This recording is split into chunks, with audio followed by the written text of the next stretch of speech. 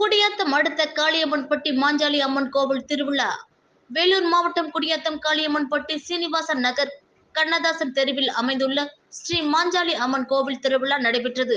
இதையொட்டி ராகவேந்திரர் ஆராதனை, அம்மனுக்கு மகா தீபாராதனை, அம்மன் திருக்காட்சி, மதியம் புற்றுவராகி அம்மனுக்கு கூழ்வார்த்தல் நடைபெற்றது. பின்னர் தீச்சட்டி ஊர்வலம் நடைபெற்றது. இதனைத் தொடர்ந்து அம்மனுக்கு மலர் அலங்காரம் செய்யப்பட்டு மகா தீபாராதனை நடைபெற்றது. பின்னர் அம்மனுக்கு சீர்வரிசை தட்டுகள் கொண்டு வரப்பட்டன. இதில் ஒன்றிய குழு தலைவர் சத்யானந்தம், ராமாலை பஞ்சாயத்து தலைவர் சுப்பிரமணி ஆகியோர் கலந்து கொண்டு அம்மனை வழிபட்டனர். இதனைத் தொடர்ந்து பள்ளி மாணவிகளின் கலை நிகழ்ச்சிகள் நடைபெற்றது. திருவிழா முன்னிட்டு 2 நாட்களும் பொதுமக்களுக்கு அன்னதானம் வழங்கப்பட்டது. விழா ஏற்பாடுகளை மாஞ்சாலி தரணி உள்ளிட்டோர் செய்திருந்தனர்.